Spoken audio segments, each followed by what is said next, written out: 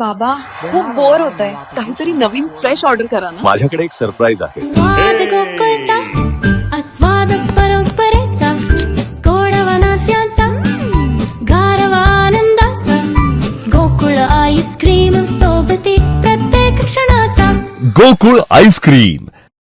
आपल्या राजकीय भूमिकेबाबत खासदार ओमराजे निंबाळकर काय म्हणाले पाहूयात. माझ्या राजकारणाची सुरुवात, माझ्या राजकीय जीवनाची सुरुवात करण्यामागचं कारण ही माझ्या वडिलांची हत्या होती, ती राजकीय होती.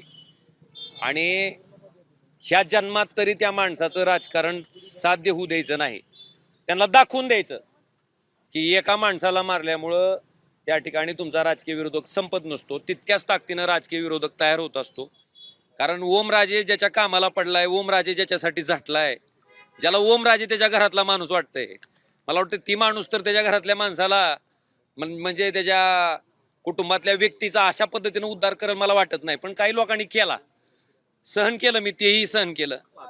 एक लक्षात घ्या, माझ्या आयुष्यात माझ्या राजकारणाची सुरुवात, माझ्या राजकीय जीवनाची सुरुवात करण्यामागचं कारण ही माझ्या वडिलांची हत्या होती, ती राजकीय होती. आणि ह्या जन्मात तरी त्या माणसाचं राजकारण साध्य होऊ द्यायचं नाही.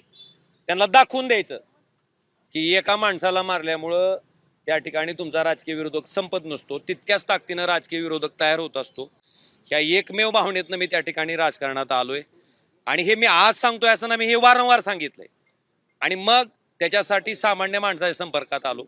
त्या माणसाचा मला वाटतं पहिला अधिकार आहे, तर त्यांच्याशी चर्चा करून मला जो काही राजकीय निर्णय ठरवायचा तो ठरवेल.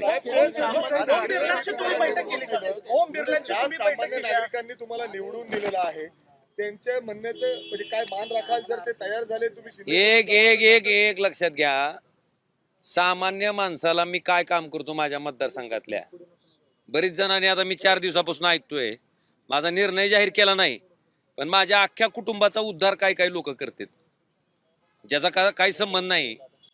कारण ओमराजे ज्याच्या कामाला पडलाय, ओमराजे ज्याच्यासाठी झटलाय, ज्याला ओमराजे त्याच्या घरातला माणूस वाटतंय, मला वाटतं ती माणूस तर त्याच्या घरातल्या माणसाला म्हणजे त्याच्या कुटुंबातल्या व्यक्तीचा अशा पद्धतीने उद्धार करेल मला वाटत नाही. पण काही लोकांनी केला, सहन केलं, मी तेही सहन केलं.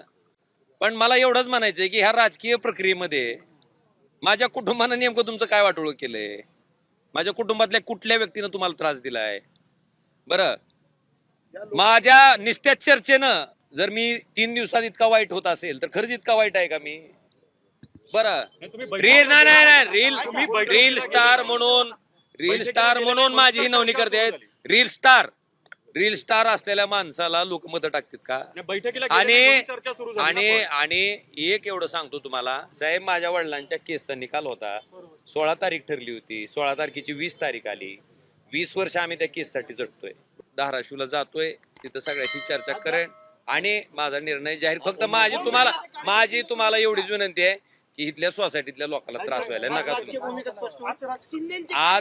आज सगळी चर्चा करून झालं तर आज, नाहीतर